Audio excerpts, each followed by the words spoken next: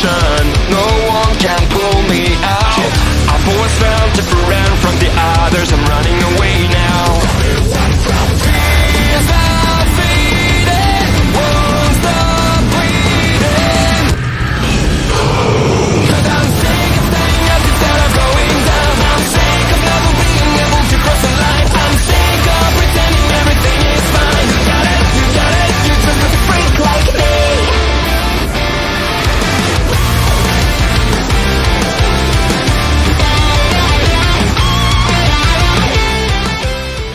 Just merge them together, and then we've got the historic WWE Championship. They'd fuck around and call it the World Heavyweight Universal Championship or something stupid. The Galactic Championship. Yep, because he's the best. He's literally the best thing out there right now, especially on the microphone. I do have a spoiler for tonight's Impact, which... You're listening to the Max Wrestling Podcast. It's time to take it to the max! It's Thursday, and you know what that means. Welcome to Max Wrestling, episode 357. And no, you're not seeing things. Last week, we went video. For those listening on a podcast app, you won't know any different. You're just missing cool backgrounds and yeah, still really sound exactly the same to you. Yeah, that's right. But this is your captain speaking, along with El Jefe Moses Marquez. Together we make the Cap and Mo Show, and we're 2 weeks away from Podcast Promo Rumble 7. 2 weeks. The first special event of 2022, first special event of the Vidya era. And congratulations to AJ Sparks, 5-time champ, Michael Cook, 8-time predictions champ, both victorious at Impact's Hard to Kill this past Saturday's very solid show. Big surprising win for Tasha Steelz. Big wins for all the champions. No titles changed hands. It was kind of obvious Mickie was retaining now after she was announced for the Royal Rumble. Also, yeah, well... Forbidden door is forbidden no more. The door is forbidden no more. That's the title of this episode. Door forbidden no more. Love it. Also rocking the new Max hoodie in the electric blue. It also obviously comes in a miniature size. Love it. Fantastic, as it should. Coming up on this episode, Trouble in Paradise for Adam Cole, baby. Some people did stuff on NXT 2.0. We may be heading to the unification of the WWE's top 2 titles at WrestleMania, and as I just said, the Forbidden Door is apparently open for WWE. But before we get into this week, we got to talk about past weeks and past years. It's this week in wrestling history.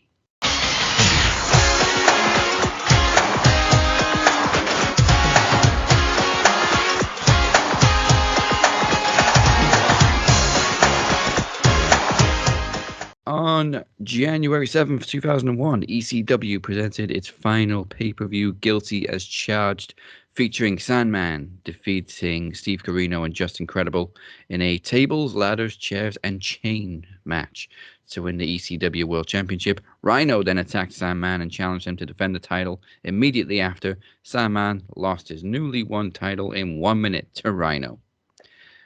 Rhino then issued his own open challenge, which was accepted by Rob Van Dam. However, RVD was attacked by Jerry Lynn. Van Dam defeated Jerry Lynn to close the show, and ECW then filed for bankruptcy 2 months later. And just started flooding into WWE. It sounds like I don't recall seeing it, but it sounds like they killed it for their final show on one final bow at the Hammerstein Ballroom. Also on January 7th in 2004, Chris Sabin became a 2-time X Division champion, defeating Michael Shane, Chris Daniels, and Loki in an Ultimate X match. They loved their Ultimate X matches on those weekly pay-per-views. It was a gimmick. Come on now, it was their goddamn gimmick. And it worked. I freaking love Ultimate X matches, and we just saw the first ever women's one at Hard to Kill. Also on January 7th in 2015, Bobby Lashley became a two-time TNA World Champion by defeating Bobby Roode on a Bobby very Lashley. rare live Impact. Bobby Lashley. It's weird that I have to say when an Impact is live that it's rare. Yeah, They tape so fucking much. It's January. easier. It's easier, it's cheaper, but it's also a son of a bitch for spoilers. It was fine during lockdown because, of course, they didn't have a crowd to spoil everything. That's 100% on that one. But January 8th, 2006, Edge became the first person to ever cash in Money in the Bank, defeating John Cena for the WWE Championship immediately after Cena retained the title in an Elimination Chamber match against Carlito, Chris Masters, Kane, Kurt Angle, and Shawn Michaels at New Year's Revolution. Also at the event, Trish Stratus successfully defended the Women's Championship against Mickie James in their first encounter. And then, of course, it turned into a lesbian angle. Well, yeah. Because ruthless aggression. You know what they really like on television? Lesbians. Mm-hmm. They literally had a tag team called The Lesbians. The Lesbians. Fantastic stuff. January 9th, 2005, at the first New Year's Revolution. It was the first WWE pay-per-view to take place in Puerto Rico. The show featured Trish defeating longtime rival Lita to become a six-time women's champion. Triple H also won the vacant World Heavyweight Championship for the fifth time, defeating Batista, Edge, Jericho, Benoit, and Randy Orton in an Elimination Chamber match. I actually missed New Year's Revolution. It was a great pay-per-view. Well, the first two were great. The 2007 one was kind of eh.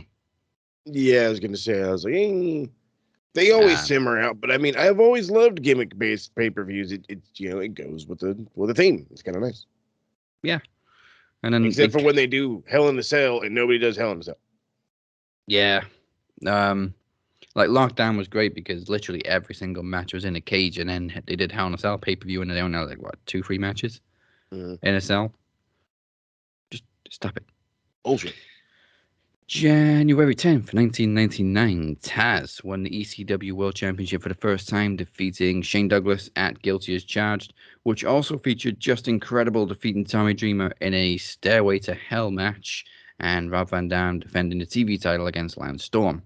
Also, between this event and Heatwave in July 2000, Just Incredible defeated Dreamer in a Stairway to Hell match 3 times. 3 times. They literally had the same match 3 times, and Just Incredible won them all. For those not familiar with ECW, Stairway to Hell is basically a ladder match, but instead of winning by grabbing an object, it's a weapon that you can then use to win by pinfall or submission. I see. January 10th, 2006, after a tricep injury forced Batista to relinquish the World Heavyweight Championship, Kurt Angle won a 20-man battle royal to win the vacant title for the first time.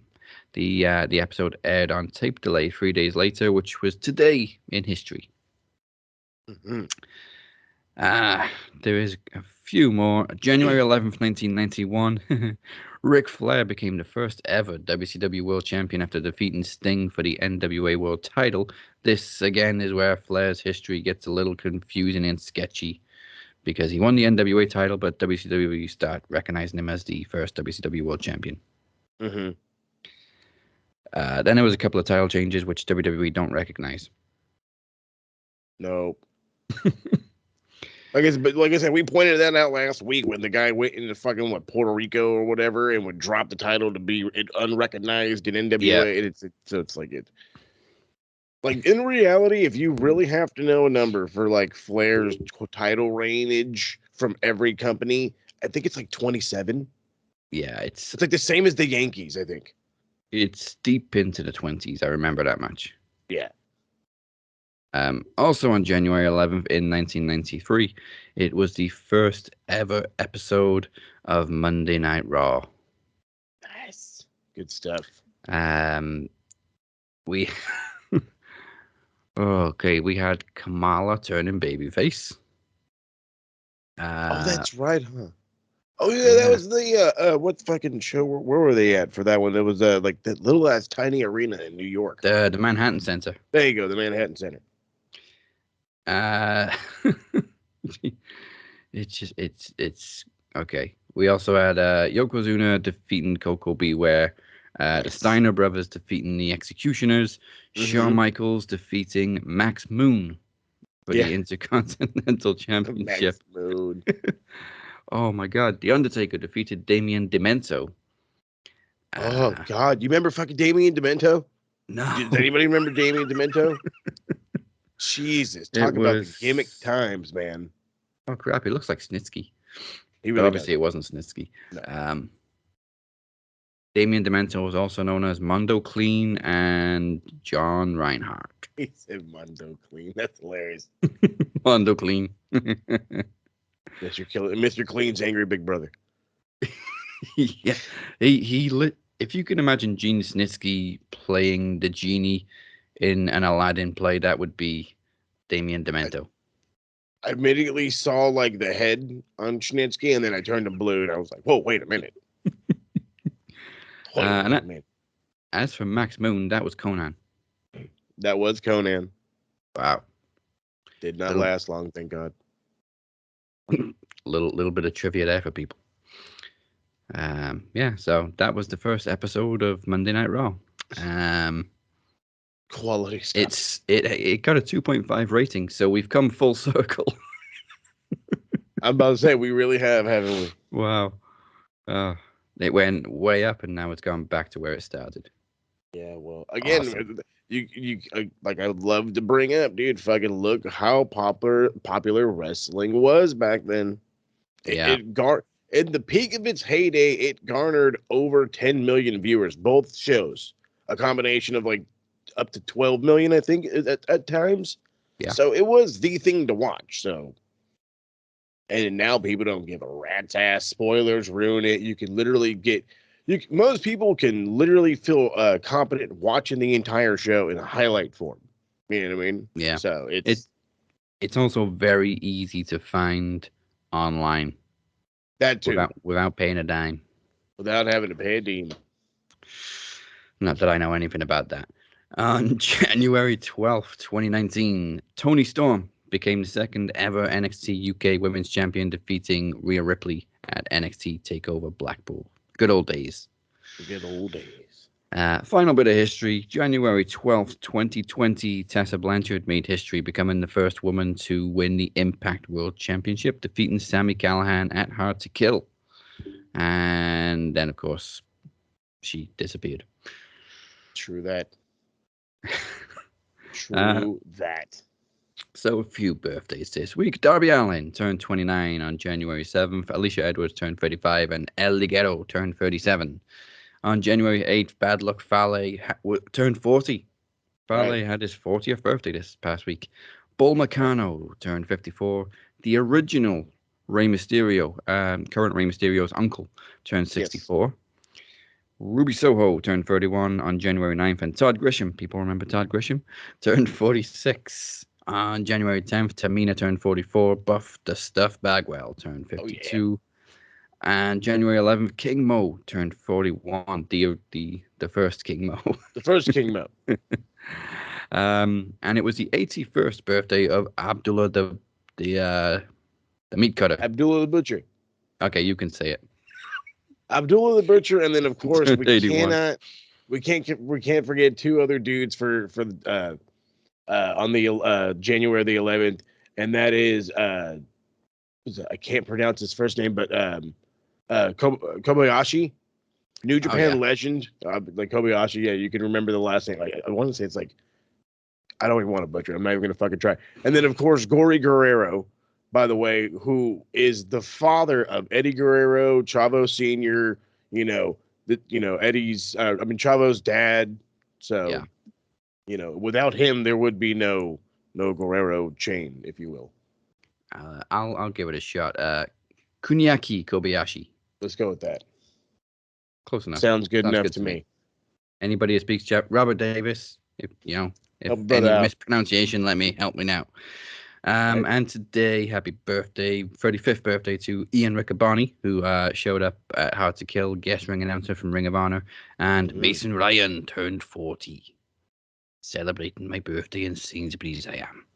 That's right. Let's see, who else do we got for the 12th? We got Big Dig Dudley.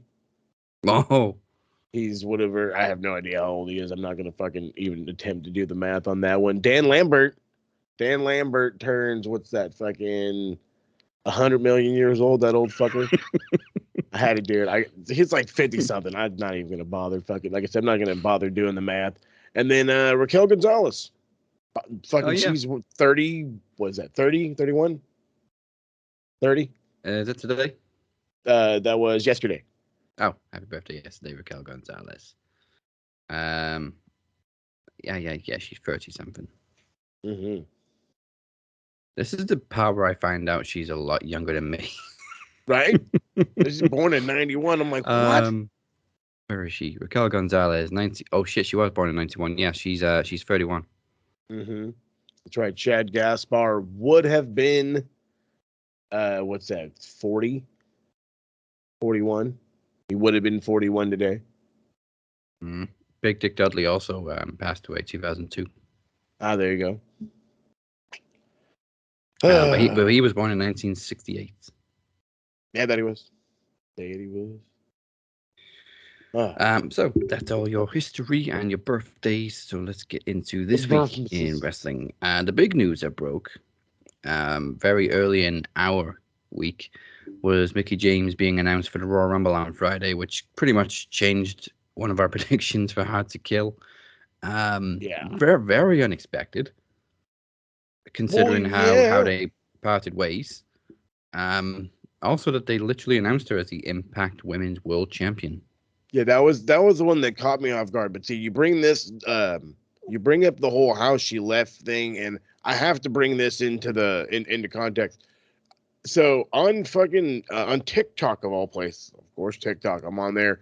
There are quite a few wrestling minds. I think I need to be Max Wrestling's voice on TikTok. That's something I might have to look into. Yeah, but anyway, you do, because we do have a TikTok account, but I barely use it for Max. well, then again, I might need to take it over anyways. But so there's dudes out there.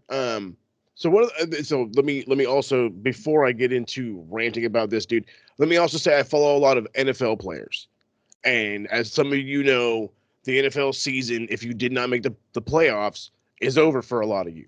So that means for a lot of players, they're in there cleaning out locker rooms and doing their whole thing, and they're filling up trash bags full of stuff to take home. Okay, I love your smirk already, so that you know where I'm going with this. So one of these fucking nerds on TikTok, I can't. Why don't I even fucking remember the name of the goddamn thing? I swear to God, if it actually says TSK, like I'm thinking it says in my head right now, I'm gonna shoot myself. He goes on this rant of, well, this is what the NFL does, so how does it look bad for Mickie? And I said, well, first off, she was fired as homeboy, as Smokey would say in the movie Friday, she was fired on her day off. Okay. And what they did is they then packed all of her personal belongings in whatever locker room she had. They went through her stuff, whether they just threw it in the bag or not. I don't give a shit what you say, homie. If you even take all my stuff out of my locker room, technically to me, you're going through my shit. You may not be looking through it, but you're going through my shit. And so they basically go through her shit, put it in the bag, and send it to her. Yeah, I mean, I get it. The NFL uses a bag, but nobody else is touching my shit. That's the gimmick here. I didn't get fired on my day off. It's not, oh, my season ended, I need to clean my locker room out. No, it's, I got fired. Here's your stuff in a trash bag. We don't care what's yours, what's not yours. We thought this is yours. Here you go. That was the other thing too. Didn't she find stuff in there that wasn't hers? I think so, yeah. So it's like, dude, it's like, I get it. Don't go comparing, billion-dollar companies to fucking people that are bitter and get the fuck out of here, because we don't need you right now, but I'm going to need you in about 7 months anyway. Yeah, because we're going to fire a bunch of women and then we need to fill the Rumble. Oh my God.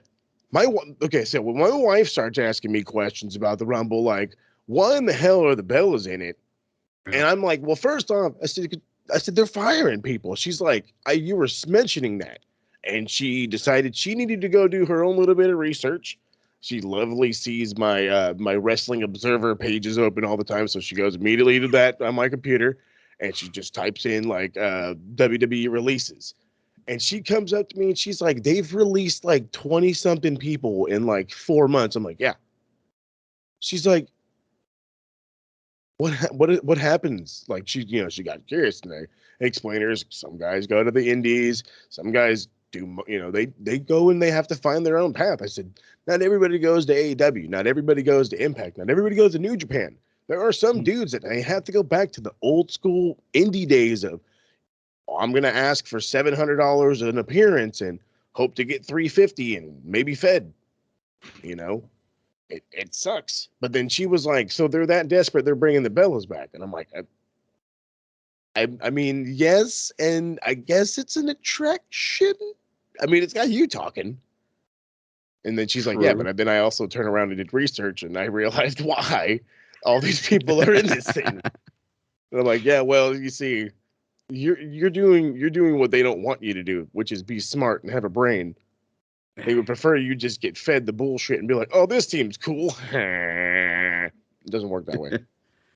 Well, like, obviously, the Royal Rumble, we expect surprises, but usually they already have enough people to fill the friggin' match. Yeah, but okay, then there's surprises, but didn't they give like the entire fucking list of people out in the on Raw? I hate it when they do that. Why do you do that? For several years now, they've like announced most of the entrants. Like, I don't want to know. I just want to hear the buzzer and then wonder who the hell's coming out. Exactly. That's all. You know how hard that is? It's really not that hard. You can go into this. We have 9 people declared for the Rumble. There's supposed to be fucking like 30 people in this thing. What do you mean 9 people declared? Everybody's a fucking surprise. It literally wrote itself for you. Announce 4, maybe 5 people, fine. Like they used to have like a match to determine who gets number 1, who gets number 30. Fine, I'm cool with that. Right. But at least give me 20 people that I don't know. Or I don't know who the other 28 are going to be. Again, yeah. I just want I don't want to say gaps, but surprises. Again, if you're literally telling me that you have 30 participants, but only 12 declared, and I have to guess 18 of them, well, then I'd rather guess 18 of them than you sporadically tell me 2 weeks before the fucking show starts. Like, let me live in a little bit of fucking suspense. Then you know what? Because I get it. But what it is they think, oh, well, if we announce these people, then they're going to be like, oh, we have to watch the Rumble now. And no. You want to know what garners more attention? Mystery. Yeah, but everybody watches the Rumble anyway. It's like one of the biggest events of the year because of the element of surprise, supposedly. Or it used to be famous for the element of surprise. I was about to say it used to be. There's an element of surprise back then? Yeah, like one time, Haku, 2001, Haku just showed up. Yeah, that's true. That was kind of awesome. It's good stuff.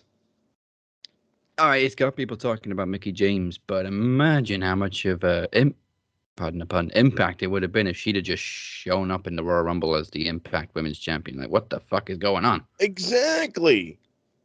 But again, you, me, my wife, we have brains. We know how to use them. We are not part of that demographic. So I don't understand. It literally is just like, oh, we fucked ourselves into a corner. Well, what do? Well, we'll just bring a bunch of people back. Okay. That's the funniest thing about this year, that they have to fill it with people that aren't even with the company because they fired a bunch of people. It's got to be part-timers.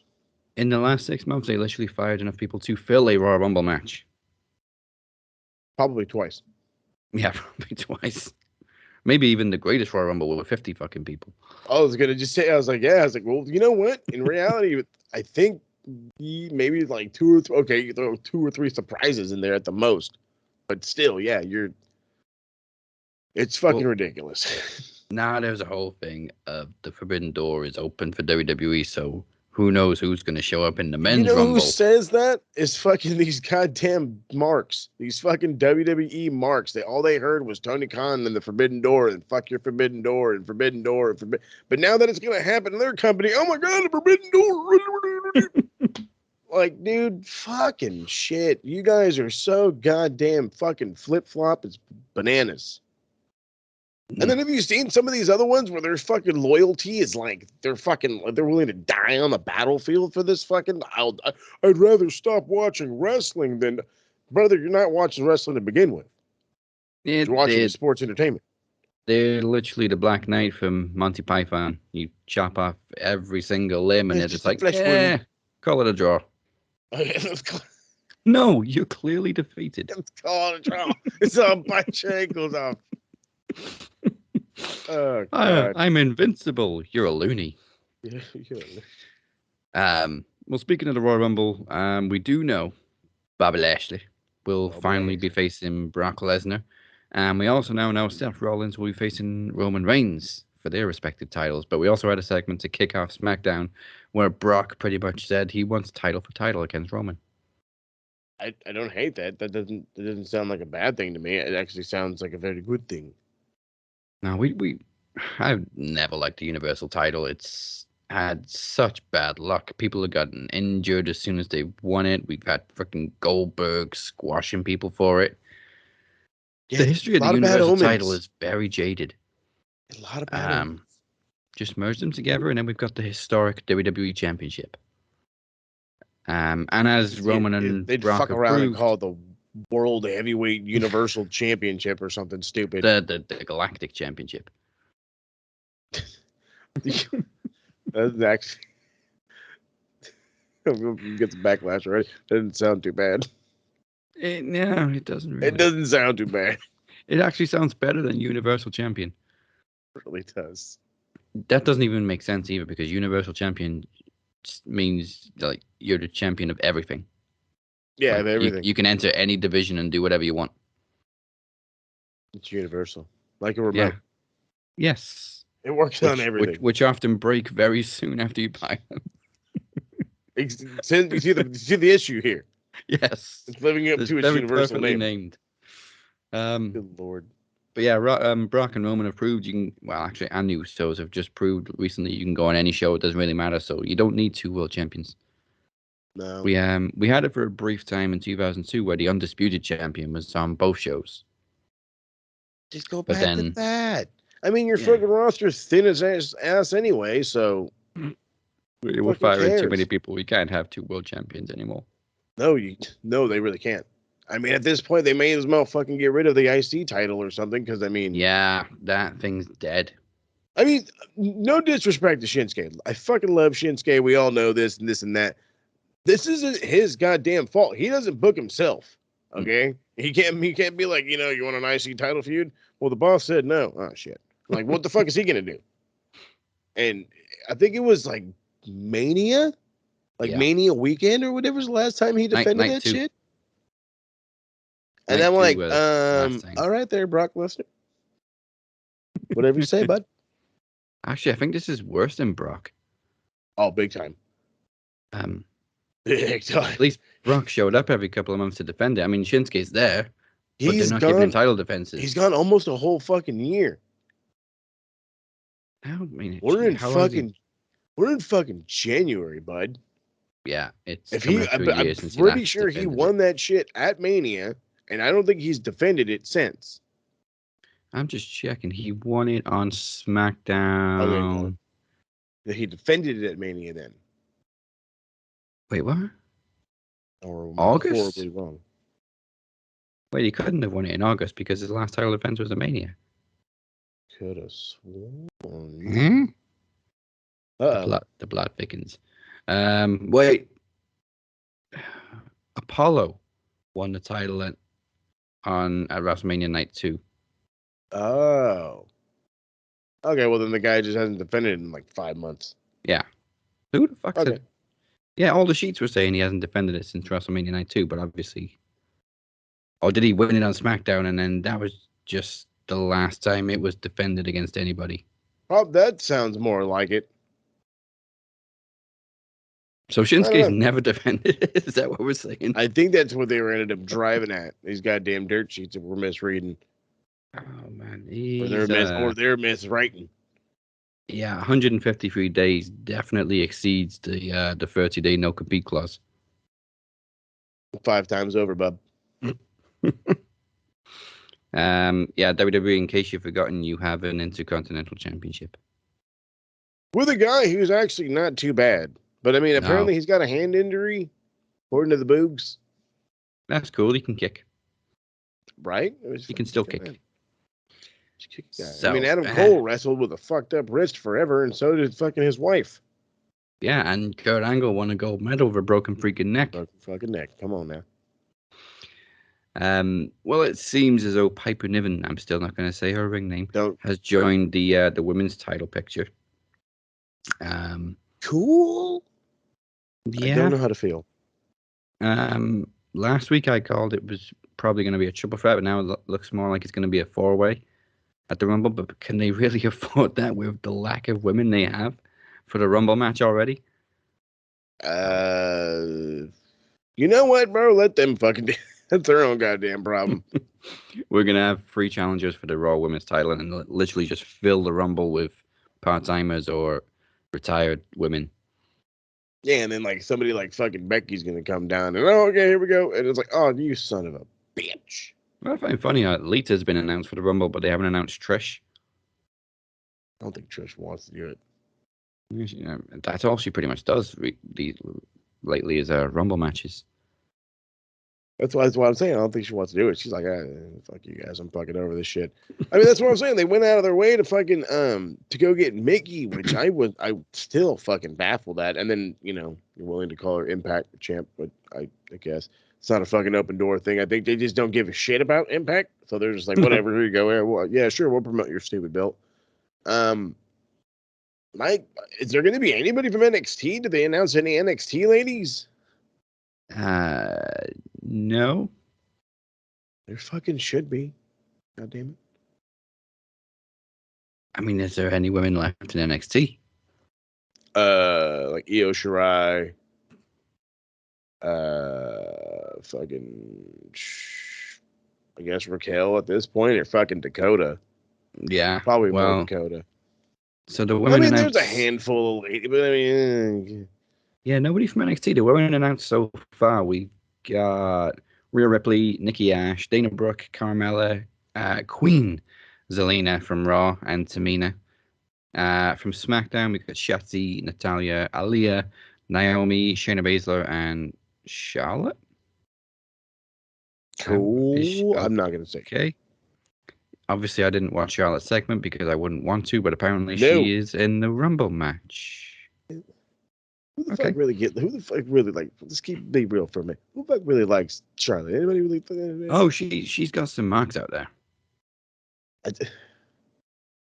I mean, I love her dad, bro. But I mean, and this motherfucker got nothing but controversy around him as of late. I still love this cat. You gonna tell me you like his daughter that much? Like, I don't know. Somebody needs to take Rick's phone away. Jeez. Oh yeah, his little fucking Twitter feud. Dude, what are you doing, old man? Like, it's like when an old man finally figures out technology. It's like, nope, you shouldn't have. No, why'd you do this? Why? And then going at Becky of all fucking people. Rick just reminded me of Dr. Evil right now. It's like, you owe me $100 million bajillion. And I'm like, dude. My whole thing was, I'm like, I understand. No, I don't. That's not fucking true. I don't understand. This is dumb. Like, dude, she's the man. I understand that you made that moniker or whatever. But you know how many fucking people over the years have called themselves the man, or the fucking term has been used as the man, or slogans and merchandise of different fucking TV shows and movies, for all we fucking know, of the man. Like, so fucking sit down. And if you really want to fucking sue somebody and make a big fucking deal about people owing you bread, go to Vince. Right. He's the one that's fucking banking on all this, not her. It's a very common figure of speech, the man. Anyway, he wasn't even the original Nature Boy. Ba-doom bow, for those that don't know that. There you go. That's some real fucking history for you. So we also have... I read into what's going on with Charlotte. She's entering the Rumble, and she said if she wins, she's going to select her own opponent, blah, blah, blah. We have a Hall of Fame section, which includes the Bellas and Lita. Then we have a free agent section, which includes Michelle McCool, Kelly Kelly, and Summer Rae. And then special guest entrance is Mickie James. The men also have a special guest entrance, which is Johnny Knoxville. Right? Uh, That's the celebrity ring, right? That's what Mickie is now. She's a celebrity. yeah, she's a special guest celebrity, Mickie James. That's bullshit. I mean, Fuck she's a country singer. That's right. It'd be she's a great country if they star. introduced her as a country singer, Mickie James. It's fucked. That would be so fucked up. Oh my god. I don't put it past him. I really don't put it past him. Oh my god. Could you imagine? It would be funny. Oh my god. I'd feel so bad. I'd feel so bad. I feel bad for laughing, but it's exactly the kind of thing WWE would do. They really would. They really, really would. I mean, yeah, we promoted you as a champion. Now we're going to bury you because you're here and we don't give a fuck. What are you going to do? The camera's rolling. God, they're such assholes. Yeah, they are. There's only one person announced from SmackDown for the men so far. That's Sheamus. Then we got Johnny Knoxville, of course, he's special guest celebrity. And from Raw, we got Angelo Dawkins, Montez Ford, Rey Mysterio, Dominic Mysterio, Austin Theory, Damian Priest, AJ Styles, and Big E. Poor This Big fucking E. thing is 2 weeks away and the women's is way more filled out than the men's. Yeah, well, I hope they leave it like that for both of them. I don't want to know anymore. Yeah, shut like. Anyway. Oh, yeah, I got you. So we got 20 left to fill for the men's. We got 11 left to fill for the women's. Yeah, leave it alone now. Surprise Leave me. it alone. Yes, thank you. You can redeem yourself. You have 2 weeks. I don't need to know nobody else. Nobody else needs to declare. Nobody else needs to nothing. Did you see his Don't give a shit. Seth Rollins is literally being introduced now as Seth freaking Rollins. Like that's his literal ring name. First off, what's the homie's name? The announcer guy, Greg Hamill or whatever the fuck my fucking name is. I will slap you into oblivion if you don't knock that shit the fuck off. That is so fucking annoying. I get it, the moniker. I get it. Like, put it on the fucking on the graphic. Make him wear a fucking shirt with it. I don't need to hear the stupid announcer say it. I don't. Okay? If you want to drag his name out, fine. You know, if you want to put some extra stank on it, fine. Do not go adding shit. Unless you plan to do it for every fucking body. Every fucking body. Jesus Christ. Well, so I said it's gonna turn out to be a 4-way for the women's title. So far, it's Becky versus Piper. I guess that does mean we're probably gonna have Liv win the Rumble, go on to WrestleMania, and finally, hopefully, God Almighty, win the title By not pinning the champion. Oh my God! Just can you? Is it really that hard to fucking shit or get off the pot? Like, is it really that hard? Is it really that comfortable right there? You're telling me your legs are numb and it's that comfy. For fuck's sake. Maybe they always wanted her to win the title at WrestleMania, but they started it. They started the build way too early, and they can't carry it on for months and months and months. Because they don't know how. No. That's the fucking problem. It almost failed. I mean, I think we've said this many times. It almost failed with Daniel Bryan when he won the title at SummerSlam. Randy Orton cashed in, and they had to drag it all the way to WrestleMania. They don't build long-term stories. They drag long-term stories in WWE now. There you go. That's exactly it. Because I was just going to say, because it was a different feel for B-Dry. They didn't drag, and you fucking worded it perfectly. It's being dragged. And because it's being dragged, you fucking don't give a shit. And then you just you rather than feel excited for this person like Liv, you're starting to feel bad for her. You're begging for this fucking, like, get out of this company. Just fucking run. Just fucking grab your bag and fucking. But it's not. You should have got on the plane with Ruby. Right? Should have bounced. Should have bounced. But it is what it is. So now it's like, if they're gonna fucking drag it out till Mania, then you need to make her look dominant. Now is the time that she is a fucking unbeatable badass. That she's fucking undeniable at this point. Besides, she's already been fucking undeniable. But now you have to believe it. Becky's beat her one-on-one, 3 times now? I was going to During say this build? 4, but 3, yeah, sounds better. It sounds better, yeah. That's not what? No, No, that's exactly. not doing any good for Liv. It does no good for nobody. Because Not every just time she Liv, gets a not title even shot for now, Becky. it's just like, yeah, she's just gonna lose again. Exactly. And then they get it hinders both of them because you already have that gut feeling that it's not going to matter. I can already tell you what the outcome is. And then because of that, you don't want to watch Becky. Yeah. And there's the hindrance on both of them. It's like, dude, all we do is watch. All we've ever done our entire lives in the professional wrestling world, besides talk about it, is watch. Why is it we can figure out the fucking simplest of simple, but this company that's been in business, since the fucking 70s, has been on television since the fucking 80s, and has been prime time since the fucking 90s. A billion-dollar company can't get it in 2021. Are we too fucking smart to be wrestling fans? Is that what it really is? Was wrestling, I mean, I understand wrestling came from the circus times, okay? And it's meant to be this attraction. But it also didn't say that we had to be fucking idiots. Okay? So I don't understand. We're definitely too smart to be WWE fans. But I think we're too smart to be wrestling writers. That's probably what it is. That's not true. I can gladly extend my disbelief, no problem. I can definitely do it. It's not without an issue. But it's like, I don't know. I guess like somebody in WWE is like, but that doesn't make sense, and then they just move on. And then like there's like Johnny Gargano in the back, but that's what wrestling is. And then he starts crying. Oh, Johnny. Poor Johnny.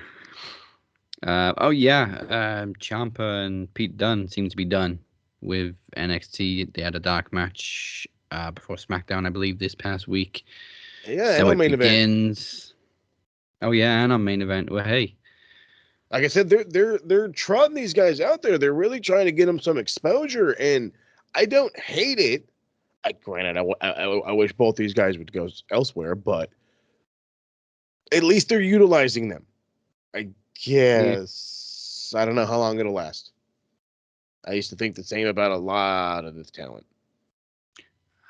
Well, against what we hoped for, there was no new NXT Championship belt this past week. Why would you just like you were literally talking about a brand new change? The last couple of emails I actually got from WWE related to NXT stuff actually did not say the words NXT. It just said welcome to 2.0. And I'm like, okay, that's okay. All right. So then fuck NXT. I get it because they're no longer doing their own creative thing, right? So then why leave it the same? I get that you finally changed your whole the way that the arena looks and all that shit. Fucking good for you. Whatever. I guess you could chalk that up as the new NXT feel or whatever, what have you. But you're going to tell me that, and this goes for fucking 2 guys, by the way. So you're going to tell me the goddamn Carmelo Hayes, who just won the NXT North American Championship and then beat Roderick Strong for the Cruiserweight Championship and then quote-unquote unified these titles to have the same belt and not even bring out the Cruiserweight title, but they're unified. Quote-unquote. So is the Cruiserweight title just dead now? It's, from what I can tell, it just went poof. So then how is it unified? It's not. It's not unified. And then with Braun Breaker winning the NXT title, it is literally the same big X that he kicked through, okay? and he just put plates on it.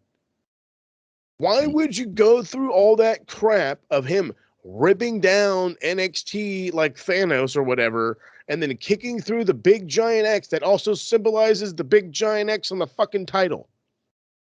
Like, how stupid are you? It's 2.0, but we're still using the 1.0 belt. Why? Go get a new belt. I mean, I don't want to say like make a revamped version of like the original NXT belt, but I mean, I don't know what else you would do to make it. Personally, because you can't do like a big old WWE logo, because that's their first guess. I'm sure of it. I've always said just go back to an old style belt, an old school looking belt. And you know what? Since this fucking company is so goddamn old school feeling right now, very 90s crap, nostalgia, extra gimmicky bullshit, get an old school kind of title with one nice fucking big plate on it and a couple of side plates, and that you can interchange. It says NXT like right in the middle of it in like a weird funky way. Not that big of a deal. Even if they just change the NXT logo, it does look a little different enough. Yeah. I don't get it. Again, with the brain and the logic. Too smart. Yeah, too smart. Well, so before we go to AEW, before we go to a break, ladies and gentlemen, due to the rise in tweets like these recently, especially in RWT, I am very pleased to announce that this week is the return of Shit Mark Say. Can you believe the shit these marks say? It's just one guy this week. There's a lot of tweets that I've seen, but this was pretty much a conversation that just blew my mind. So at Hard to Kill, we saw the invasion and debut of the Kingdom. So literally just, I think it was Pro Wrestling and MMA World, something group on Facebook, put up a photo of the attack and their debut, and the whole group just stood there with like Maria and Taven, and the Canellises. Mm-hmm. There you go, the Canellis. So names have been changed for these quotes. So I'm just going to refer to this guy as Raymond's Lover, because it's very close to his actual name. That's awesome. For whatever reason, Raymond's Lover just comments, more proof that AEW doesn't care about its women's division. Huh? So my reply, what does this have to do with AEW or its women's division? So he responds, well, that the person who was in charge of Ring of Honor's women's division is now with Impact, which says AEW didn't want to fix their women's division and think it's fine the way it is, which it totally isn't. But Tony doesn't care about women's wrestling. He only cares about signing and these recently released WWE guys and giving WWE guys all the TV time. I'm sorry, what? Already, this is great. Oh, like the brain cells on this cat is just fucking dropping by the second. Not a single current AEW champion was ever in WWE. Not a one. I mean, if you really want to, I was gonna say, if you really want to get fucking technical, Britt in a fucking jobber instance, right? A special guest appearance. Celebrity appearance. Okay, but this is the thing that chaps my fucking ass. Are you kidding me? He doesn't care about women's wrestling. Did he not go and brand new championship for the TBS, give them their second belt? Did he or did he not go out of his way to like get some of the best women out of fucking Stardom and shine to come help make his company better? I'm pretty sure he's using the crap out of these ladies on Dark and Elevation, if you'd fucking open your goddamn ears and eyes. And again, now this is a good, lovely combination of both for women and the transgender-ish LGBTQ. Wasn't their fucking second champion Nyla goddamn Rose? Yep. Jesus Christ, people are stupid. Is there any company apart from like Stardom or whatever that has two singles titles for women's women's singles titles? Besides the E, because of the two Well, brand. yeah, but I mean like But one again, brand. but that's what I just said. Because of the two brand, no, I am really trying to think. No, not singles titles. I mean, I think there's like I don't even think Ring of Honor had. I don't think Ring of Honor had women's tag titles. I know they had like just brought back their women's title. Period. Yeah. Impact had the tag knockouts and the knockout. I'm literally thinking of every company right now. I'm going down the fucking list, bud. No. So like, if anything, they had a singles and a tag at the most. The most. So AEW pretty much have a women's world title and a women's mid-card title, which nobody else does. Unless you're in Japan. So. And I don't even, you know what? Because now let's be real. Women's of wrestling, wow, they don't even have fucking a fucking world title in the mid-card. Damn. And again, that's all American, all women company. Unless you're in Japan, there are no two, singles titles. Well, there you go. So my response to Raymond's lover, there's absolutely no connection, just using something completely insignificant to bitch about AEW. And his final response, which I didn't even respond to at this point, I just laughed, emoji. Not at all. Maria was in charge of the women's division in ROH. They were doing great, growing the division, which is true. Storylines, great matches, and Tony decides to not hire her to run the women's division and let her go to Impact. He also let the ROH women's champion go to Impact as well. Was there ever any discussions between Tony Khan and Maria? Was that even a thing? No, because she was in contract with Ring of Honor, and until those contracts are up, which they're not for like another few months, what the fuck was he going to do? That's the thing with that. Do people not understand that Ring of Honor people are still under contract? No. Ring of Honor is not fucking dead. Not yet.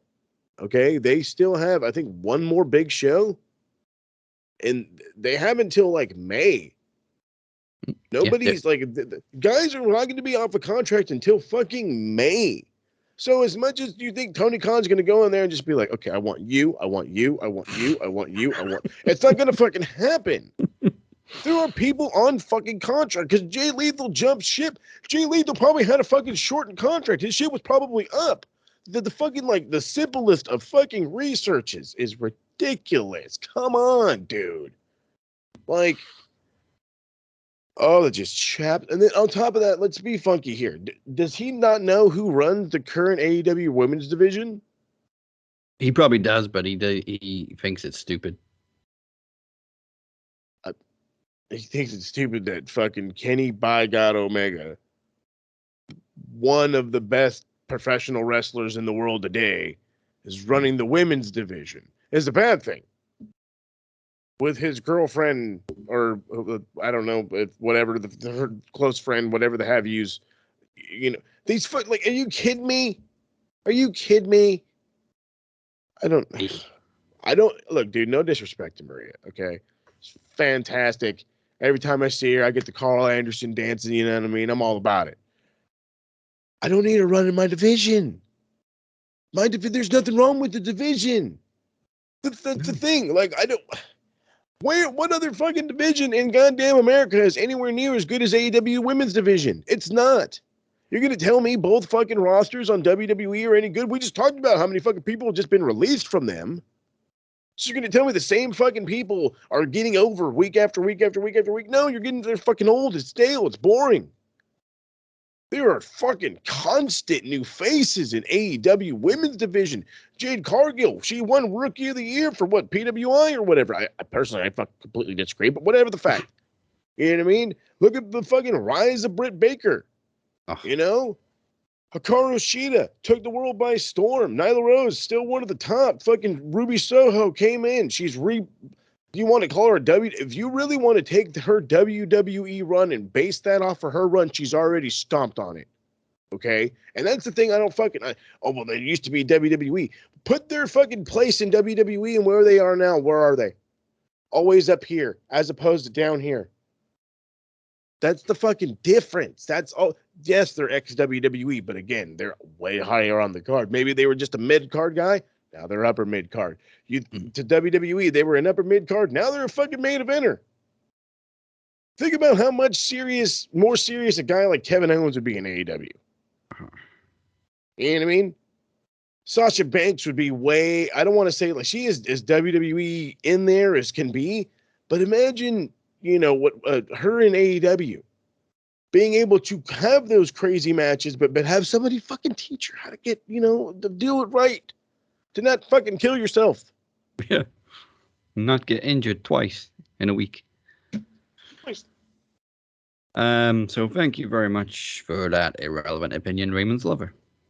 You're an idiot. I think that's warranted a break.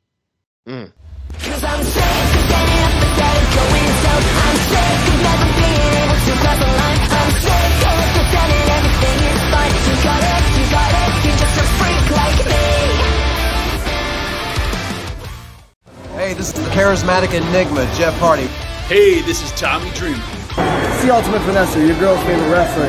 Hey yo, what up? It's Darby Allin. This is the voice of Killer Cross. It's the interview queen, Alicia Atute here. You are watching Max Wrestling Podcast. You are currently listening to the Max Wrestling Podcast. We're gonna take it to the max! We're about to take it to the max. And we're about to take it to the max. It's time to take it to the max. Hey, welcome to the Madhouse. Ladies and gentlemen, welcome to the Madhouse.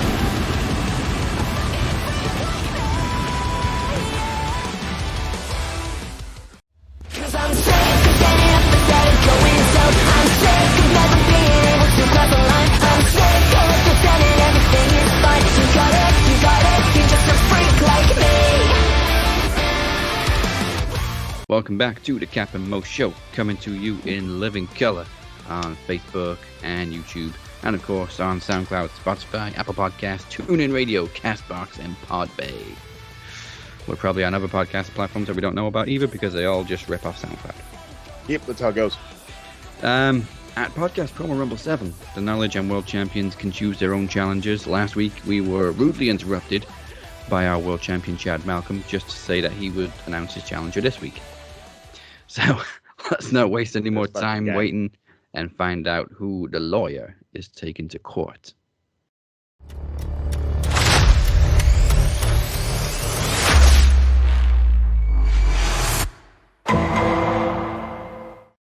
Waiting long enough. I have been told that I can choose my own challenger for the Rumble. I want to sit here now and tell you that I thought long and hard about who I want it to be, but that would be a lie. There was this little voice in my head, as if someone had just messaged me on Facebook and was like, this is the person you should challenge. And I was like, do you know what? Yeah, you're right. And it doesn't matter who I choose, because the real El Jefe and the real captain and the real champ is right here. I'm the only person in this company that matters because I hold the world championship. The world. That's better than anything else. I've got the world. I've got the main one. I am the guy. I'm the face of this company. But there is something else that I want. So, here's the deal. Mr. Phoenix, I challenge you to a World Championship match at the Rumble. But if, and it's a big if because it ain't happening, if you manage to beat me and take this title away from me, I want that nice little pretty briefcase that you've got there. Those are my suggestions. What do you think? What do you think? I challenge you at the Rumble. You beat me, I get your briefcase. Of course, if you deny this challenge, then it is known that you are scared of the champ, the El Jefe, the captain, me, the face of this company. So it's definitely in your best interest to accept. See you in a few weeks, buddy.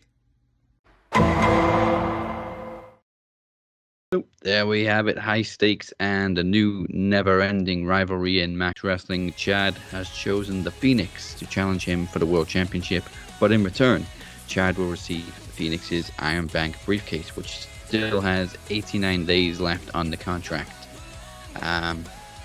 So that's your world title match for the Rumble. We still need to find out who the Phoenix will choose to defend his title against, which is the Knowledge Championship. When we get to the Rumble, Phoenix will break his own record for the 4th longest reign as Knowledge Champion. There's still a way to go, but can he kill over in Mike Larkin territory? Time will tell. Yeah, right. Only time will tell. Plus, the television championship will be on the line, also defended by the Phoenix, as he defends against the winner of the second Ring of Games. 4 people will enter the unique and always fun Trivia Dome. And again, if you haven't seen the Ring of Games yet, go watch the Promo Series 6 pre-launch show.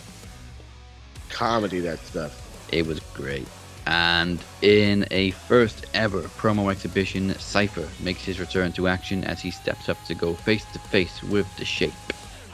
For more information, go to maxwrestling.net/Rumble7. Rumble7. So on to AEW. Adam Cole is stuck in between the Bucks and the Undisputed. But I mean, what I loved about the whole segment was I think that was the first time we've seen Adam Cole and Britt Baker in the ring together. It is, and it was awesome. It was a nice moment. Power couple vibes, big time. I mean, because they've been having issues with Chris Statlander running in and all this and that, and so now they got the woman side of it taken care of, which. Like, at first, it threw me. I was like, what the fuck is Britt Baker doing in there? And then I was like, oh, that's right. Yeah.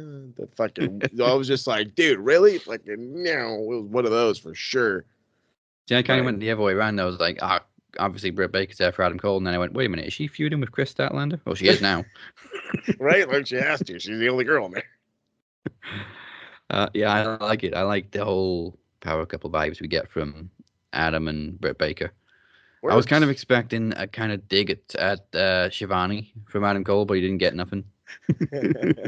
You know what? I've been thinking that same thing. I was like, dude, this is going to turn into a thing where, like, he's going to be like, what the hell are you doing here, Shivani? Oh, God, I can't wait. Oh, it's going to be great. Yeah. And also the backstage segment where they're all just yelling at the camera guy. Love it. Goddamn there, Brandon. What's he fucking Kyle O'Reilly called him Langdon. And one of the Bucks, his name is Brandon, by the way. That shit was random. That shit was like Landon Butler. Come on there, Landon. Oh, thanks for sticking up for me, Nick. Shut up, Brandon. That's fine. It's so great. They abuse him so much. It's beautiful. Yeah. It's almost as much as The Rock abused the coach back in the day. See, but you see what I mean? Good nostalgia vibes. Yes. The interviewer always gets abused by the big tough wrestlers. That's right. Because he's a geek. Also Todd Grisham, as we gave an honorable mention for his birthday this week. We also had a return of the Murder Hawk, who now appears to be the next challenger for Hangman. Uncle Archer came through. I don't know why I thought that guy looked mad. I was like, what the hell? You look weird. But yeah, the no dreads. Yeah, it was just something was weird about it, and I was just like, okay. But he came in, and I was like, there's no way you're going after Homeboy. Then sure shit, I was like, oh well, I mean, Hangman's gonna die, and it is what it is. But then now I have that problem as a guy who I really do care about the talent, and we know best that Lance Archer right now has literally been going on a tear of big match losses. Yeah. And I can't fucking stand that because he's very good. And it's like, I get the feud and it's Hangman and Hangman right now. I really don't think there's very many people that can beat Hangman. Literally the one name that comes to my mind that actually works out is MJF. But I also don't see that for like 6 more months. You know what I mean? as soon as he gets through with Punk and then probably goes to B-Dry. Something tells me he's going to use those two dudes as pillars to get to Hangman. Don't quote me on that, but when it happens, don't be surprised. But that's the thing that kills me about Archer. He's meant to be one of the monsters he's meant to be the monster on this product besides Miro. Yeah. But again, he Wardlow. is Wardlow too. And he is just drowned every opportunity that he's had. And I just don't want it to happen again. I think it'll work. I mean, if it happens again, I think they'll do it in a way where Archer looks so strong it's ridiculous. And maybe the only way Hangman wins is like maybe Archer gets disqualified for kicking too much ass. Yeah. I mean, they have to save him, is what I'm driving at.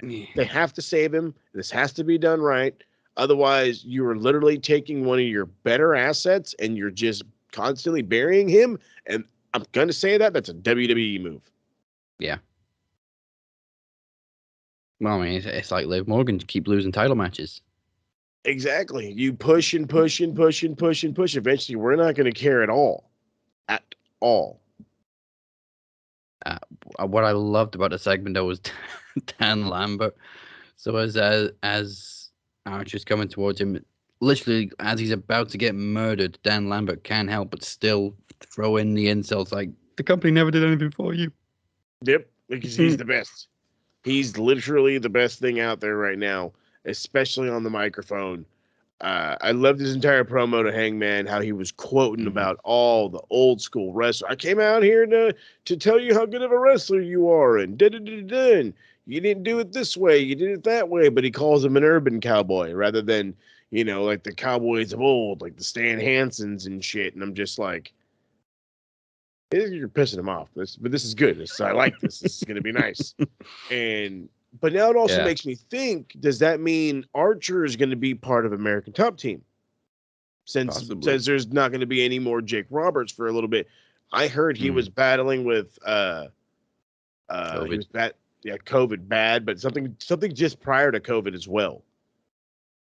So he's been battling for a minute. Poor guy. Yeah, it's been a long time since we've seen Jake. Yeah. Well, I mean, it's been a long time since we've seen freaking Archer. Yeah, that's true. He's been gone for a while, hanging out and doing some New Japan stuff.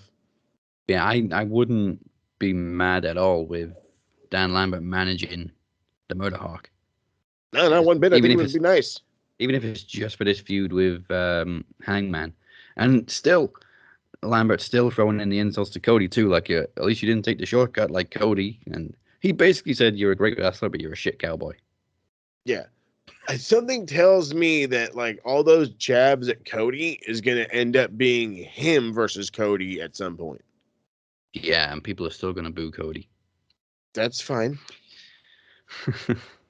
Cody right now deserves all the boo, okay? Deserves all the booing.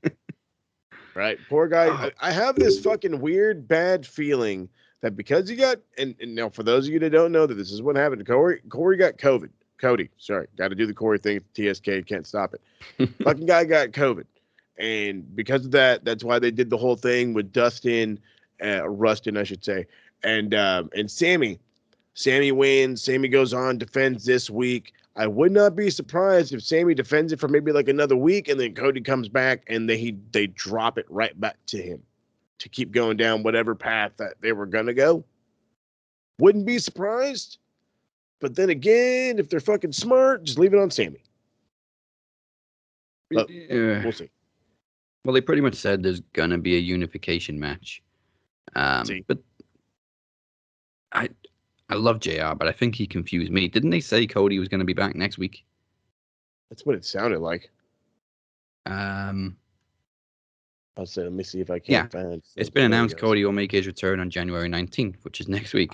So they announced that, and then they had the main event with Sammy, which he obviously retained. And then JR just says something like, "We're going to have a unification match. I don't know when it's going to be. I don't know when Cody's going to come back." You literally just said he's coming back next week. JR doesn't remember much, man. I still love him. He's the man. I mean, I don't want to say he's like hindering the commentary group. I really like him on commentary, but like his age does really start to show. He is a million times better in backstage segments than he is during regular commentary. But I maybe it's a personal bias here. I just can't see the fucking booth without him. Yeah, can't. He's too vital. I mean, we've grown up with JR and commentary, so it's kind of like they go hand in hand. Yeah, when he talks, everything feels like a big deal. Yeah, absolutely. So speaking of Wardlow, I thought they booked themselves into a corner this week with Wardlow and Punk. Like, neither of them can really afford to lose because Punk's still undefeated. We're suspecting MJF's going to be the first one to beat him, and then they've just been pushing the hell out of Wardlow for the last few weeks. But for a split second, it did look like Wardlow was going to get the win. He tries to murder Punk with 7 fucking power bombs. So obviously it had to be shenanigans. Punk just wins with a little inside cradle and then rolls out of the ring, half dead. I didn't hate this as much as I thought more people probably hated this as than I'm actually giving it credit. But I really enjoyed the match. Thought it was great. It showed Wardlow for the monster that he is, the powerhouse that he is. Yeah. But it also showed that Punk is just, he's an old school veteran. He's smart, knows when to do certain things at certain times. However, the whole thing about this is building MJF and Wardlow. Yeah. Now, Wardlow, you could tell, was getting frustrated with MJF. He's just like, no, powerbomb him again, do it again. No, you can't pin him. I'll tell you what to do. What the fuck do I pay you for? The whole 9. He kept ripping him every time I turn around. And that's what made me laugh so bad. He's like, what the fuck am I paying you for? I'm like, are you paying this guy to beat jobbers? Because, like, where can I get that job? I need something like that. Like, fucking sign me up. Go in there and look like $1 million and get paid. I'm all about it. Anyway, he was just getting so fucking frustrated with him. I just when Punk rolled him up, I wanted Wardlow to just be like, just sit there in the ring and be like, I fucking told you, like, just sit there pissed off, be like, I fucking told you I should have just pinned this guy. And then have an argument. Rather instead, he's kind of just like up like, and I'm like, no, dude, I need you to kind of be in like angriest disbelief, like this fucking guy rolled me up because this idiot wouldn't let me pin him. And then get mad at MJF and build that thing a little longer. Instead, it turned into they have to jibber jabber, and in comes Sean Spears to be the peacekeeper. And I'm like, I don't want to say the dragging. I don't want to say it's starting to drag. But you know what I mean. But they need to pick up their feet, if you know what I mean. Yeah. Oh yeah, Wardlow and MJF's been building for a long time. Yeah. Maybe even longer than Hangman and Kenny. You know what? Yeah, you're probably right. But I like the way Punk won. I like the fact that he didn't just jump up and hit GTS like WWE style booking. Yeah, you don't have to hit your move.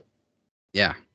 You just cheap, easy win out of nowhere. Technicalities, baby. Yeah.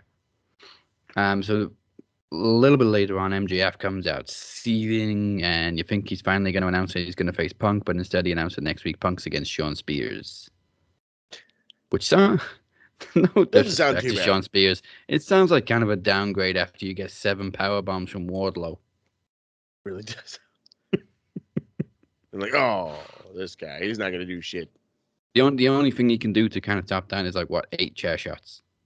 Oh yeah, just fucking send this guy to the hospital. Right. Right? Fucking blow the back of his head out, shit. Well, we've got like 2 months until the next pay-per-view, so it's plenty of time to build it. You're not wrong. So on top of Lance Archer's return, we also had a debut. Finally. Oh, yeah. We finally got a debut from the Blackout. Malachi Black's House of Black now features Brody King, who just beat the shit out of everybody. That's right. I like how they're called the Black Kings. The Kings of the Black Throne. I love it. There you go. That's what it is. Kings of the Black Throne. Yeah, former PWG champs. These guys, fucking tag team champs. They are a dangerous tag team, because if anybody that's ever watched Brody King and really watched Brody King, for a dude who's like a legit 6'6", probably 300-pound, he's fucking fast. Okay. Oh, yeah. he is fucking fast. And when he like that cannonball, oh my god, that cannonball was bananas. And he's gonna hit that all fucking day long. That's one of his favorite things to do. It's just I'm so excited for Brody King. It's not even funny. I wish that he would have came sooner, but you know what? I'm not gonna. As TK loves to deliver surprise after surprise, just because it's later than I wanted doesn't mean I'm gonna bitch about it. No, I will take all these lovely surprises. I think after last week when they did the blackout and we expected the debut, and then it was just like Malachi teleporting, they had to do it this week. Well, yeah, you fucking gonna start pissing people off at this point.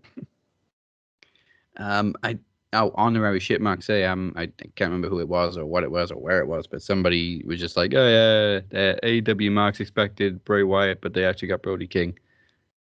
Right? No, Burger, you're a fucking idiot. We expected Brody King. It was something like they start cheering because they expect Bray Wyatt, and then they start booing because it's Brody King, and then somebody was like, well, no, you could hear them cheering Brody afterwards. King. And chanting for Brody before, during the blackout. You can hear him before the fucking lights went out. Brody King. That's that fucking WWE mark shit. Mm-hmm. I get it. You know that we kind of want somebody from the E to come in and do the thing. That doesn't mean that if this motherfucker doesn't show up, we're disappointed. Okay? Right. There are other dudes out there that we want to hit this company that you don't fucking know about. Brody King is one of them. I mean, yeah, Bray and Black would be cool, but we've got Black, fucking Brody King, and then possibly King. Bray too. Yes, exactly. Like, everybody's gonna die. It's gonna be like, and then that's because you see that you planted a fucking hell of a seed, because now you got to think about it. As great of a fucking promo as Malachi Black is in, he is that much better of a performer. Yeah, and we don't need Brody King to be a talker at all. And he's already shown that he can go out there and just destroy. So that definitely leaves Wyndham to come in and literally just be a talker. He doesn't have to wrestle for like 4 months. Dead ass. He ain't got to wrestle for like 4 months. And if he could just talk and be the leader of the House of Black, or even the fucking Dark Order or whatever, and turn them heel, it'll work perfectly. Because he's best for the goddamn promos, and I'm not expecting this cat to hit in a ring ASAP. So, I mean, I like it. We will get our Wyndham Rotunda. Relax. He's coming somewhere soon. He released a new promo, like just over a week ago, saying he has a home. But like, looking at it now, it's very Bray Wyatt vibes. There's a lot of actually. Wait a minute. That's like genuine WWE footage. I don't know. He the video he released, it was like a multiple video set. That it was like 7 or 8 different videos he had posted or whatever. As much of a WWE vibe as they gave me, it also gave me like a giant persona change, and this was like more of like the dark arts kind of persona change, and I'm like, and I don't know if WWE's not gonna be fucking with no goddamn dark arts, bro. Okay, it's not happening.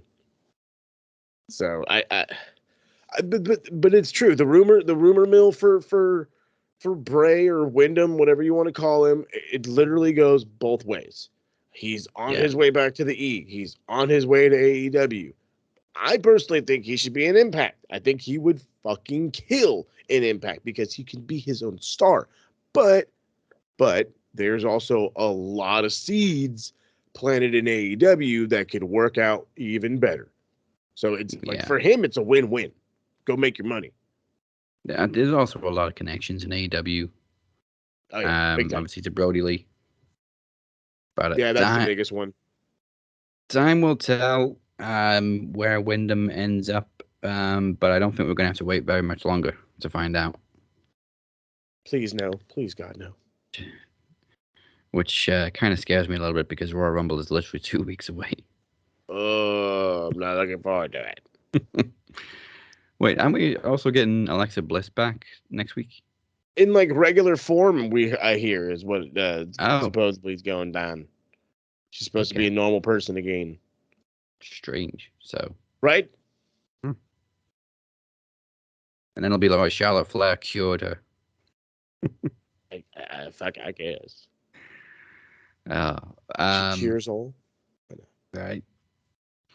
Well, finally, actually, I do have one bit of a spoiler at the end of this, but finally, Corey Graves has been cleared to return to the ring. And normally, I think this would have surprised me, but I think I kind of looked at it and went, "Ah, cool." Yeah, it's one I of those think things. because Daniel Bryan and Edge coming back to the ring is just like it lowers my expectations. I was like, anybody could literally be cleared. I wouldn't be surprised if Paige came back next week or next month.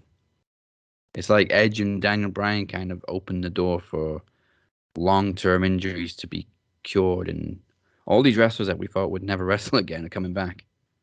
I mean, I'm kind of with you. I feel like it's like you kind of open that Pandora's box a little bit, and like now everybody out of the motherfucking woodwork with a neck injury or a concussion injury, watch me come back, motherfucker! Like, you know what? Not everybody needs to come back.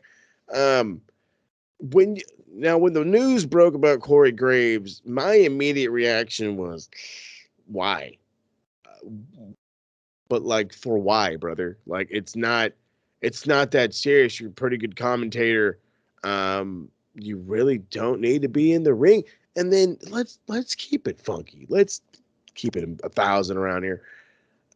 For those that watched the early, like the Dusty edition of NXT, those are the only motherfuckers that actually ever saw Corey Graves work. Yeah, and I just about missed it. I think I got into NXT just as he was retiring, so I didn't really see much of him. I know he's like a former tag team champion with Neville, but that's about it. That's it. But like, he was, I don't want to say he was basic ass, but there was not much special about him.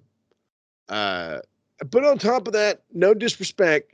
I'm not trying to show too much disrespect because it's kind of hard to fucking look good with goddamn Neville being your fucking tag partner. You know what I'm saying? Yeah. So, I mean, I guess it's a double-edged sword. It's worth going back to look at. But on top of that, like I said, you weren't even a big deal. You know what I mean? You weren't even like in the main title picture. You're just a cat. And because of that, I'm with, like, why do you need to come back? There's no personal reason for you to come back. And then this is the thing. You're willing to come back. What if you get hurt again? You know what I mean? This isn't, oh, cool, well, I'm going to take the Daniel Bryan route, and because I'm a giant star, people are going to take care of me. No. You're a fucking peon player. So I don't fucking know where you think you're going to go with this. But I assure you, we will not get a Corey Graves WWE Championship run. And if that's not in your cards, then you don't need to be back in the ring. Dead ass. Yeah, okay. Can you tell I'm not a giant fan of the guy? No. But yeah, I mean, you're right. He didn't really need to come back. I mean, obviously, I get it. The itch is there. You want to get back in the ring, but he had a solid position as a commentator. Some people like him, some people don't. He's got the After the Bell podcast. There was no real need to get cleared and come back to the ring other than his own desire to get back in the ring. Which is fine. Hey, that's on you. You do you. But it doesn't, we don't need to give a shit about it. Right? I get it, though. I mean, he was forced to retire pretty young. Because people are probably going to say, well, what about Edge and Daniel Bryan? Yeah, they were forced to retire, but they didn't really get to finish their careers their way. Yeah, I'm about to say, there's a total difference. You know what I mean? These guys were main event stars. One was on the, had just won a world title and literally had to vanquish it in the middle of a fucking, Monday Night Raw kind of shit. And the other one was on a meteoric rise. So, Corey Graves was neither. Yeah, no disrespect, but it calls him as it sees him. Yeah. So I guess that this means, are we going back to 2-man commentary teams? Because like SmackDown got Michael Cole and Pat McAfee. You know how fucking okay. See, but that's not a bad combo. But you're gonna tell me you're gonna pull Corey Graves, you're gonna leave Byron Saxton with that fucking new dude on Raw? That already sounds bad. They're both good. But yeah, I don't see either one of them having the charisma of Corey. Exactly, that pizzazz. Yeah, like you need the charisma, you need the color commentators. Like I said, SmackDown's got Pat McAfee, who's fucking all personality. He's got All more day personality long. than every commentator in WWE combined. Speaking of Pat McAfee, if you guys have the opportunity, anybody listening, Daz, you included, go on to YouTube, Pat McAfee Show, youtube.com/Pat McAfee Show. He has a lovely 19-minute interview with John Cena, who is hanging out in his fucking whatever his goddamn do you know what his goddamn character is in the Suicide Squad? Peacemaker. Painmaker. There you go, the Painmaker. He's hanging out, or he's Peacemaker, whatever. He's hanging out in his goddamn uniform as he's doing this. It's the fucking hilarious. I don't know. When the fuck did John get so funny? When did John get so funny? When he stopped wrestling. Because he's fucking hilarious now. He's fucking hilarious. And this interview, I swear to God, if the TSK loves it, you guys will love it. It is literally 18 minutes of your life that you can never have back, and you're never going to want back because it was that so much fun. Actually, you know what else? John Cena's become a lot more tolerable since he split with Nikki Bella. Oh, he's not a robot anymore. But Yeah. Nikki, we can't do that. That's part of Rule 1472 or whatever the fuck. Yeah. So, Corey Graves leaving commentary table. I don't know what the hell they're gonna do with Raw. We need somebody with a personality on there. Byron and what's the other guy's name? Fuck if I know. Okay, well, the other guy and Byron, they're good, but they don't have the color aspect of commentary. Bring back Jerry King Lawler. Oh, please, God, no. They're gonna ask Pat, hey, Pat, can you do 2 weeks, 2 days a week? That'd be cool. I wouldn't mind that, but he's got a lot of shit going on. I don't know. I also wouldn't be surprised if Pat entered the Rumble. Like he's just sitting at the desk and the clock goes off and it's like, oh, do crap. it. What a pop. That'd be a hell of a pop. So there we go. So finally, I do have a spoiler for tonight's Impact, which if you want, a lot of people are going to watch this over the weekend. You've already seen Impact anyway, so it doesn't matter. It was taped last week, and it was announced we're going to have Deonna Purrazzo challenge Roxy for the ROH Women's title. Mm-hmm. Well, we have a new Ring of Honor Women's Champion, who just so happens to be Impact's Deonna Purrazzo. That's right. So, love where that's going. Do you though? We got Mickie as who stole the Impact Women's World. I'm still salty that Deonna doesn't have it anymore. The Impact Women's World title and is now going to go into the Rumble with it. So Deonna's like, "Fuck you! I'm going to win the ROH Women's World title." Right. Excuse me. And she still has the AAA Women's title. Too. That's right. Yeah, she does. That's right. But it's fucking goddamn Deonna Purrazzo. So okay, I don't mean to harp back to NXT, but I have to. So was it Pisa Pirota? Whatever her name is. Why does she look like whatever? She looks like a goddamn. Oh, I know who you mean. Yeah. The one that teams up with Indy Hartwell right now. Yeah. She looks like the most carbon copy fucking Photoshop mode of fucking. This is the fucking Dollar Tree version of fucking Deonna Purrazzo. Same fucking gear, same fucking look. And I'm like, are you kidding me right now? Are you guys that mad that she's gone? You fucking let her go. Yeah, that broad. Yeah. Persia Parada. Yeah. Her fucking, I'm telling you, dude, I was watching NXT. I was like, dude, you guys are trying so hard to bring back fucking goddamn Deonna Purrazzo. Like, look, she's right here, kind of, sort of. Like, no. She even got a similar name. She really does, though. She really does. That was the fucking most funny part about it. But you know what? Now that Deonna is still the AAA Women's Champion, and now she's won the Ring of Honor Women's title, and she's probably going to win the Impact World title again soon. If she still bitches about not being included in the Forbidden Door, seriously. Right? Like, Her whole they can fuck problem right up. is she hasn't been featured on AEW while other women have. But you're still breaking down barriers everywhere. Mm-hmm. Just because you're not on Dynamite doesn't mean you're not, part of this In due whole time, yeah, give it time. multiverse. When you fucking show up on Dynamite, then it's, oh my fucking God. And that's what She'd be like Ultimo Dragon with all the fucking belts. Exactly, but again, think of the pop. That's the thing. Don't get pissed off at the situation because you know where you want to be. Understand the build to getting there and the impact of when it is you show up and how you show up. Like, it's not that fucking hard. Like, it's the anticipation. The anticipation is great. And that's the thing. She is still doing big things, even though she's Yeah. not. She's not being one of these women that are showing up on Dynamite from other companies. She's still doing big things in AAA, and now she's won the Ring of Honor title. So Exactly. chill a little bit, Deanna. You're still doing big things. You'll be all right. We still believe you should have been our Female of the Year, but for other reasons, people voted for who was Female of the Year? That's a good. Britt. Britt. Yeah. I mean, yeah. Can't really argue, but I mean, if we can have like a 1A. Yeah. It should have been a tie between Britt and Deanna. There you go. I like that. So let's close out the show by finding out this week's, if it's going to be week number 3 for Von Wagner with Geek of the Week. Pencil neck geek, grit-eating freak, scum-sucking peahead with a lousy physique. He's a one-man, no-gut, losing streak. Nothing but a pencil neck geek. Pencil neck geek.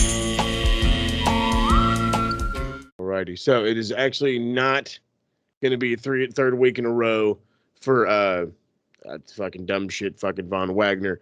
No, my Geek of the Week this week is actually a guy that I had a lot of hope in. He looked like the ultimate thing. He came in and he was supposed to be the next big thing, and I don't know what the fuck he is now. Goddamn Harland. Dude, how the fuck do you go from being like an all division fucking right guard, looking like a goddamn monster, supposedly being the fucking next mini Brock Lesnar, to coming out here being a fucking dweebo? Just the fucking... I understand he's like an uncontrollable monster. All of his moves look like shit. He fucking can't even walk right. He's fucking like... Okay, so... As a kid who has brothers and has wrestled forever, I swear to God, I have the ability of most professional wrestlers to do like the turnbuckle hits. This guy's grabbing the fucking dude's head like, and it just looks stupid. And then he's like bouncing him off the rope. It just was the worst, some of the worst monster stuff I've seen. It looked superly uncoordinated. It looked like he was not trying to overpower him, but it also looked like the dude was kind of selling for him a little bit more. It just looked really bad. So because of that, this week, Harlan, for the fucking love of God, fix your shit. You're a fucking geek this week. Yeah, I have to agree. He was built as like the next Brock Lesnar, and he's doing just the hottest of garb shit. He's gone from being the next Brock Lesnar to the next Lars Sullivan. Oh my God, what a comparison. I was going to go more Schnitzky, but I like that. Well, it wasn't his fault. It's a fucking creative direction. Yeah. And it's only going to get worse, since it's apparently under 2 minds, and that's it. And one of them is Bruce Pritchard. Yeah. What? I thought 2.0 couldn't get any worse. Well, I mean, when you tell me Bruce Pritchard, the king of the 90s, is going to run your product, and I was already for weeks now complaining that you're too 90s, things are going to get worse. People laughed last week or the week before when I said Shawn Michaels is next for the chopping board. I mean, he's gone. I don't know what they're going to do with him. He's not a part of the NXT writing group. Like I said, the writing group is literally held by 2 or 3 people right now. That's it. And like I said, one of them is fucking Bruce Pritchard. The other one is some lady I've never heard of. And I don't even think she knows what wrestling is. Oh, it can't be as bad as the comedy writer chick. Who didn't know who Bobby Lashley or the Hurt Locker was? We're the Hurt Business, and our thing is we're cool and shit.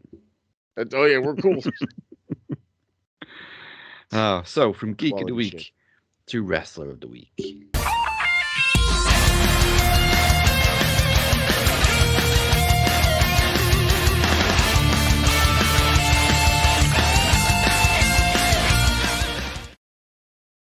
this week, I honestly can't think of anybody more deserving overall, but based purely on this week, becoming the interim TNT champion after, for whatever reason, losing it 2 weeks before.